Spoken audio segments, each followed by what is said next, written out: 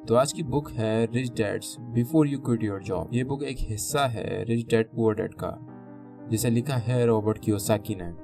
ये बुक आपको हेल्प करेगी अगर आप अपनी जॉब छोड़कर एक बिजनेस स्टार्ट करना चाहते हैं। तो बिजनेस स्टार्ट करने के हर सफर में रॉबर्ट कियोसाकी आपके साथ रहेंगे।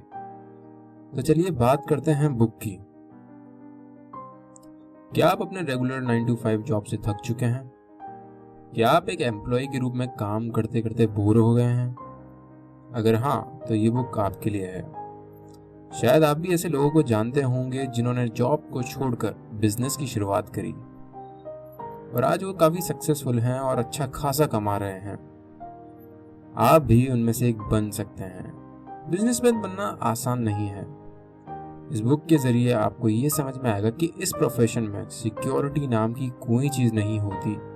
इसमें आपको रेगुलर सैलरी बेनिफिट्स नहीं मिलने वाले। आप ये भी जानेंगे कि नए बिजनेसमैन कई बार लगातार फेल भी होते हैं, लेकिन मायने ये रखता है कि आप अपनी गलतियों से सीखकर कड़ी मेहनत करने के लिए तैयार हों। हो सकता है कि आप सालों से एक एम्प्लॉय हो और एम्प्लॉय की तरह ही सोचते हो, लेकिन अब इसे बदलने का समय आ गया है। एक सक्सेसफुल बिजनेसमैन बनने के लिए यहाँ पर कुछ खास लेसन्स बताए गए हैं। आइए एक एक करके उन्हें समझते हैं। Lesson number 1, what is the difference between an entrepreneur and an employ? Rich dad poor dad बहुत ही मशहूर बुक है। उसमें जो पुअर डैड थे उनका कहना था कि मन लगाकर पढ़ाई करो, अच्छे मार्क्स लाओ ताकि आपको एक स्टेबल इनकम वाली जॉब मिल सके।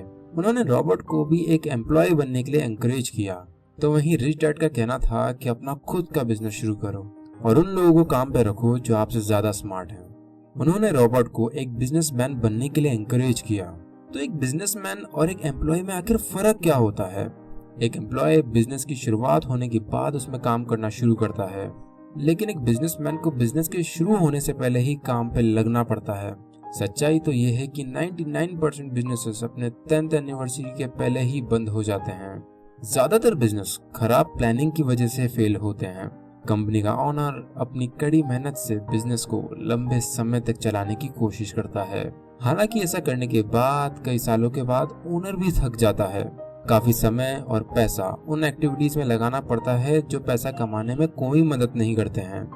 पहली बात, अगर किसी बिजनेस को खराब ढंग से डिजाइन किया गया हो तो ओनर की कई घंटों की कड़ी मेहनत भी उसे बचा नहीं सकती। एक सक्सेसफुल बिजनेस को कुछ इस तरह से डिजाइन करना चाहिए कि वो अपने ओनर के बिना भी चलता रहे और ग्रो करता रहे। यही एक बिजनेसमैन का असली काम होता है। उसे एक ऐसा बिजनेस मॉडल बनाने की जरूरत है जो उसके होने ना होने के बावजूद कस्टमर्स को वैल्यू प्रोवाइड करता रहे, लोगों को काम पर रख सके और ग्रो कर सके। रॉबर्ट के अनुसार बिजनेस में 4 तरह के लोग होते हैं। पहला है एम्प्लॉय, दूसरा है बिजनेस को चलाने वाले छोटे बिजनेसमैन, तीसरे हैं बड़े बिजनेस ओनर जो 500 या उससे ज्यादा एम्प्लॉयज को अपने नीचे काम पर रखते हैं, और चौथे होते हैं इन्वेस्टर्स। एक सीनियर मैनेजर और एक सिक्योरिटी गार्ड दोनों ही कंपनी के एम्प्लॉय हैं। उन्हें रेगुलर सैलरी मिलती है। ऐसे लोगों को सेफ और एक फिक्स्ड इनकम चाहिए। बिजनेस ओनर्स का ये मानना है कि अगर आप कोई काम को ठीक से करना चाहते हैं तो उसे खुद करना चाहिए। ऐसे लोगों को दूसरों पे कम विश्वास होता है, इसलिए इनका बिजनेस ज्यादा बड़ा नहीं हो पाता। ये छोटे बिजनेस ओनर्स सारे काम खुद संभालते हैं। वहीं दूसरी ओर बड़े बिजनेस ओनर्स अच्छा प्लान बनाने और अच्छे लोगों को काम पे रखने पे विश्वास रखते हैं। ऐसा करने से कंपनी ओनर की बिना निगरानी के भी बड़ी हो सकती है। इन्वेस्टर्स वो होते हैं जो छोटे और बड़े बिजनेस की तलाश में होते हैं ताकि वो अपने पैसों का सही इस्तेमाल कर उसे और बढ़ा सकें। Lesson number 2, learn how to turn bad luck into good luck. ये चैप्टर अपनी गलतियों से सीखने के बारे में है। आपको फेलियर को, अपनी गलतियों को बैड लक के रूप में नहीं देखना चाहिए। आपको उन्हें खुद को और अपने बिजनेस को ज्यादा जानने के मौकों के रूप में देखना चाहिए। गलतियां स्टॉक सिग्नल्स की तरह होती हैं। ये वार्निंग साइंस जैसे हैं, जिसका मतलब है कि आपको रुककर सोचने की जरूरत है। यानी आप कहीं ना कहीं भूल कर रहे हैं और आपको उस भूल का पता लगाने की जरूरत है। ये हमें कुछ नया सीखने का मौका देती है। इसलिए अगर अगली बार जब आप फेल होते हैं तो निराश मत होइए। आपको बस रुककर सोचने की जरूरत है। आपको गुस्सा और दोष देने की फीलिंग को साइड में रखना होगा। इसमें आप अपना नजरिया बदलें और देखें कि फेल होना कोई गलत बात नहीं है। इसमें आपको हताश होकर चीजों को बीच में छोड़ना नहीं है, बल्कि ये समझना है कि आप क्या गलती कर रहे थे और उससे सीखना है। एक बिजनेस खड़ा करने के सफर में फेलियर एक ऐसा सच है जिसे टाला नहीं जा सकता। इसलिए जितनी जल्दी आप गलतियों से सीखेंगे, आपके लिए उतना ही अच्छा होगा। यह एक कॉमन प्रोसेस बताया गया है जिससे हर एक बिजनेसमैन को गुजरना पड़ता है। पहला, अपने बिजनेस की शुरुआत करें। दूसरा, फेल होने पर अपनी गलतियों से सीखें। तीसरा, एक गाइड या गुरु की तलाश करें। चौथा, अगर फिर फेल हुए तो हताश होने की जगह दोबारा ट्राई करें। पांचवा, अपने बिजनेस के बारे में और जानने की कोशिश करें या ट्रेनिंग लें। छठा, अगर फेल हुए तो उससे फिर सीखें। सातवां, अगर आपने सक्सेस हासिल कर ली तो आप थोड़ा रिलैक्स कर सकते हैं। आठवां, अपनी सक्सेस का जश्न बना सकते हैं। नवा, अपने बिजनेस से होने वाली इनकम का ध्यान रखें और अपनी हार और जीत से सीखते रहें। 10वां, फिर से शुरू कर पहले स्टेप पर जाएं। लेकिन सच्चाई तो यह है कि बिजनेस शुरू करने की इच्छा रखने वाले लोग पहले स्टेप तक भी नहीं पहुंच पाते हैं। उनके माइंड में एक परफेक्ट बिजनेस प्लान तो होता है, पर उसे हकीकत में बदलने के लिए वो कुछ एक्शन नहीं ले पाते। इसे एनालिसिस पैरालिसिस कहा जाता है। यहाँ ये सबक सीखने को मिलता है कि जब तक आप कोशिश नहीं करेंगे तब तक आप जान नहीं पाएंगे। जब तक आप बिजनेस शुरू ही नहीं करेंगे तो आपको पता कैसे लगेगा कि किस चीज़ की कमी है, कि किस चीज़ को बेहतर बनाने की ज़रूरत है। जब तक आपके पास सीखने के लिए कोई बिजनेस नहीं होगा, आप बिजनेसमैन नहीं बन सकते। फेल होना बुरा नहीं है, पर अपनी गलती को ना मानना और उससे कुछ ना सीखना बहुत बुरा है। हम इंसान हैं, कभी कभी गलती हमसे हो जाती है, पर मायने ये रखता है कि आप अपनी गलती को पहचानें और उससे सीखें और दोबारा खड़े होने का जज्बा दिखाएं। चलिए आगे बात करते हैं लेसन नंबर 3 की, जो कि है know the difference between your work and your job. एक दिन रिच डैड ने रॉबर्ट से काम और जॉब के बीच का फर्क पूछा। सवाल सुनकर रॉबर्ट कंफ्यूज हो गए और उन्होंने कहा कि क्या आप एक ही चीज का जिक्र नहीं कर रहे हैं? जॉब का मतलब ही काम होता है ना। रिच डैड मुस्कुराने लगे और कहा, नहीं, दोनों में फर्क है। जॉब वो है जिसके लिए आपको पैसे दिए जाते हैं, लेकिन आपको काम के बदले हमेशा पैसे नहीं मिलते। एग्जाम्पल के लिए पढ़ाई करना, ट्रेनिंग या रिसर्च करना, ये सब काम है। ये वो काम है जो आप जॉब की तैयारी के लिए करते हैं। रिच डैड का मानना है कि आप जितना ज़्यादा काम करेंगे, आपको जॉब में उतनी ज़्यादा सैलरी मिलेगी। जो लोग पढ़ते नहीं, ट्रेनिंग नहीं लेते, रिसर्च नहीं करते, उन्हें जॉब के अंदर कम पैसे मिलते हैं।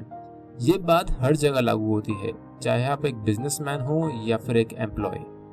लॉयर्स और डॉक्टर को कई साल तक ट्रेनिंग लेनी पड़ती है, उन्हें कई साल तक काम करना पड़ता है, जिसके लिए उन्हें पैसे नहीं दिए जाते। लेकिन ट्रेनिंग खत्म होने के बाद जब वो प्रोफेशनल बन जाते हैं, तब वे पैसे कमाना शुरू करते हैं। और क्योंकि उन्होंने 10 से ज़्यादा सालों तक काम किया है, तो वो अपनी फील्ड में एक्सपर्ट हो जाते हैं, जिसके लिए उन्हें अच्छी खासी फीस मिलना शुरू हो जाती है। एक एम्प्लॉय हर काम के बदले पैसा चाहता है, ये उसका माइंड सेट हो जाता है। और जब तक आप ऐसी सोच रखेंगे, आप कभी भी एक बिजनेसमैन नहीं बन पाएंगे। एम्प्लॉय उम्मीद करते हैं कि उनकी कंपनी उन्हें फ्री में ट्रेनिंग दे। वो उम्मीद करते हैं कि उनके बॉस उनकी स्किल को बेहतर करने का एक मौका देंगे, लेकिन ये सोच बिल्कुल गलत है। एम्प्लॉयज अपना खाली समय अक्सर फिल्में देखने में और गपशप करने में बिता देते हैं।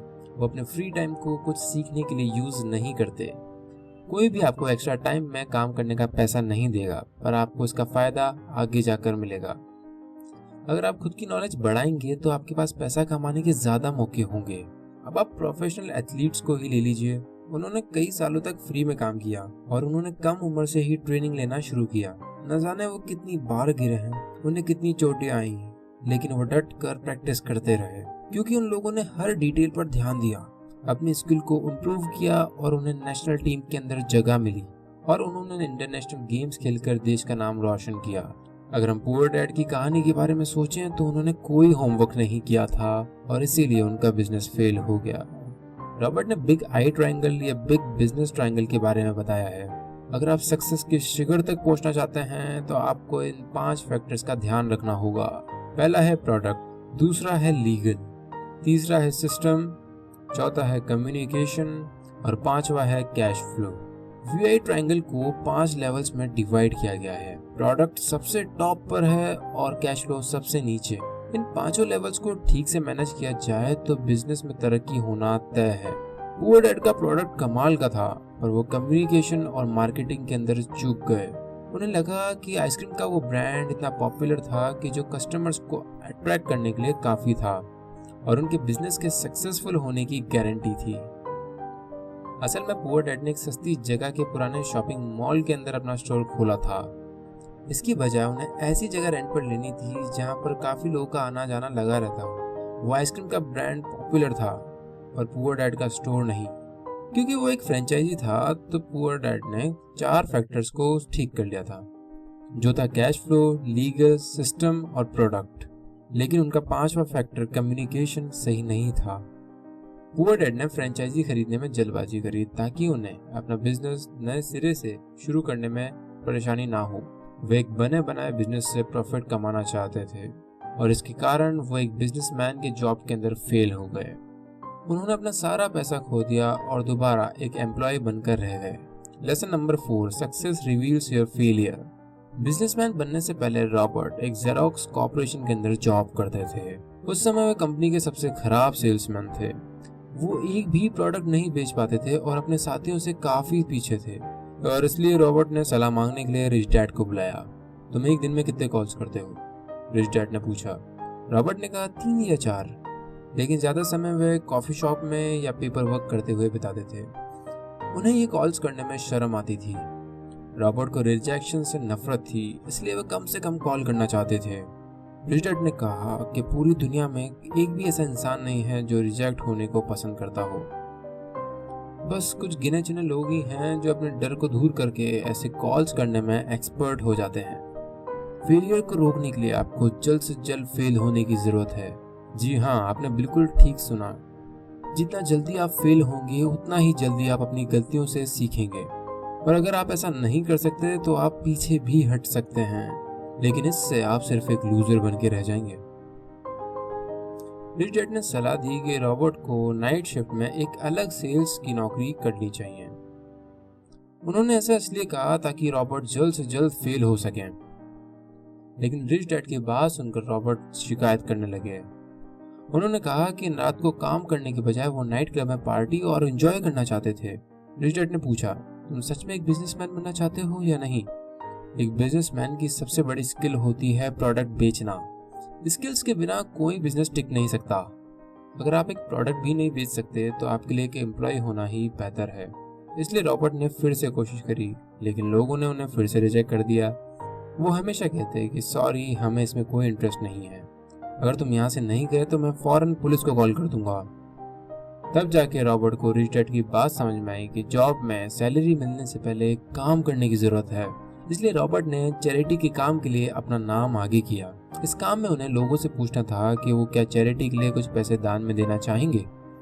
रॉबर्ट ने जेरोक्स का अपना काम खत्म कर रात को 7 से 9 ये काम करना शुरू कर दिया और सच में बहुत तेजी से फेल हुए। अब दिन में 4 या 5 कॉल के बजाय रॉबर्ट दिन में 20 कॉल कर रहे थे। उन्हें बार बार रिजेक्ट किया गया और वो इस फेलियर को बेहतर ढंग से हैंडल करना सीख रहे थे। रॉबर्ट धीरे धीरे लोगों से हाँ कहलवाने के लिए सही शब्दों का प्रयोग करने लगे। वो ज्यादा अच्छे से बात करना सीख गए थे। इस तरह अपने एक्स्ट्रा काम में जिस तेजी से वह फेल होते गए, अपने जेरोक्स के काम में वे उसी तेजी से कमाने लगे। अब वो सबसे बुरे सेल्समैन नहीं थे। हर बीतते दिन के साथ वो प्रोडक्ट बेचने में और भी बेहतर होते जा रहे थे। तब उन्हें एहसास हुआ कि वो एक बिजनेसमैन बनने के लिए बिल्कुल तैयार हो गए थे।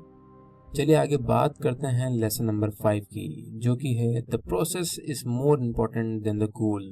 अब रॉबर्ट ने अपने पहले बिजनेस की शुरुआत करी। उनका प्रोडक्ट था नायलॉन सल्फर वॉलेट।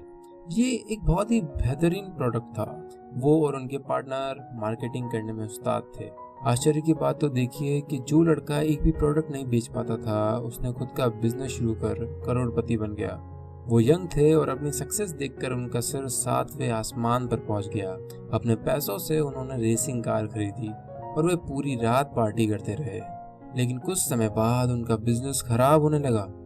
अपने बिजनेस में उन्होंने प्रोडक्ट और कम्युनिकेशन फैक्टर को ठीक से अप्लाई किया था, लेकिन कैश फ्लो, सिस्टम और लीगल में मात खा गए। लेकिन जब उनका बिजनेस बढ़ने लगा तो रॉबर्ट और उनके पार्टनर इन 3 फैक्टर्स को संभाल नहीं पाए। इस वजह से उन्हें काफी नुकसान उठाना पड़ा। लेकिन कम से कम उन्होंने 6 महीने के लिए करोड़पति होने का एक्सपीरियंस तो किया। यही तो रिच डैड कह रहे थे। ज्यादातर लोगों को जिंदगी में ऐसा मौका नहीं मिलता। ज्यादातर लोग जॉब और रेगुलर सैलरी में ही संतुष्ट हो जाते हैं। ऐसे लोगों का समय घर पर या ऑफिस में ही बीत जाता है। रिच डैड ने पैसे, बंगले, बड़ी गाड़ी के लिए ही बिजनेस करने का शुरू नहीं किया था। उन्होंने इसे एडवेंचर के लिए किया था। भले ही वे कई बार फेल हुए, पर रिच डैड को उन एक्सपीरियंस के लिए कभी भी पछतावा नहीं हुआ। जिस समय उन्होंने सक्सेस का स्वाद चखा, वो उनकी लाइफ का सबसे बेस्ट पार्ट था। उन्होंने रॉबर्ट से कहा कि गोल से ज्यादा वहां तक पहुंचने का प्रोसेस इंपॉर्टेंट होता है। उन्होंने महसूस किया कि पिछले 30 सालों में उन्हें बिजनेस के 3 प्रोसेस से होकर गुजरना पड़ा। पहला था लर्निंग प्रोसेस और दूसरा था अर्निंग प्रोसेस। इसके बाद था तीसरा प्रोसेस, गिविंग बैक, यानी वापस देने का प्रोसेस। रॉबर्ट को सफलता के शिखर पर पहुंचने में 30 साल लगे। तो बताइए, हम में से कितने लोग इस प्रोसेस से गुजरने के लिए तैयार हैं? जब भी ये सवाल पूछा जाता है कि कौन कौन करोड़पति बनने के लिए तैयार है, तो सब लोग अपना हाथ सबसे पहले ऊंचा करते हैं। बेशक हर कोई करोड़पति बनना चाहता है, लेकिन इससे ज्यादा जरूरी सवाल तो ये है कि इस चैलेंजिंग प्रोसेस से गुजरने के लिए कौन कौन तैयार है। कई साल पहले एक जर्नलिस्ट ने हेनरी फोर्ड से पूछा, अगर आप बिजनेस में अपना सारा पैसा खो देते हैं तो आप क्या करेंगे? हेनरी ने कहा, मैं उसे 5 सालों के अंदर वापस कमा लूंगा। इसलिए लाखों कमाने का सबसे स्मार्ट तरीका है एक बिजनेसमैन बनना। अमीर होने से ज्यादा जरूरी है स्मार्ट होना। इससे आप हमेशा पैसा कमाते रहेंगे, बिल्कुल हेनरी फोर्ड की तरह। दोस्तों, इसी के साथ ये ऑडियो बुक समरी यहीं पर समाप्त होती है, जिसका नाम है rich dad's before you quit your job. तो चलिए जानते हैं कि हमने इस समरी से क्या क्या सीखा। तो इसमें आपने एक एम्प्लॉय और एक बिजनेसमैन के बीच के फर्क को जाना। अगर आप सच में एक बिजनेस की शुरुआत करना चाहते हैं तो आपको रिस्क लेने के लिए तैयार होना होगा। बिजनेसमैन को कोई सैलरी नहीं मिलती। कुछ पैसा आने से पहले आपको रेंट, वाईफाई, सबका पैसा देना होगा। आपने ये भी समझा कि बिजनेस शुरू करने के प्रोसेस में हम कई बार फेल भी होते हैं, लेकिन जितनी जल्दी आप अपनी गलतियों को पहचानेंगे, उतनी ही जल्दी आप उनका हल भी ढूंढ सकते हैं। फेलियर इस प्रोसेस का एक हिस्सा है। जब तक आप कोशिश नहीं करेंगे तब तक आपको पता नहीं चलेगा।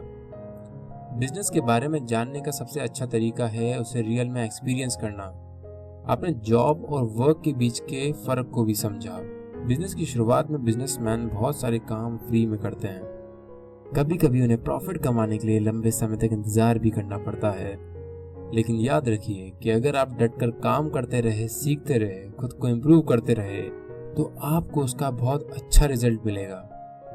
बिजनेसमैन का मतलब एक सेलिब्रिटी होना, लग्जरी गाड़ी खरीदना, एक बंगला खरीदना नहीं होता। बिजनेसमैन का मतलब है एक पर्पस होना और चीज़ों को अपनी तरीके से करने की फ्रीडम होना।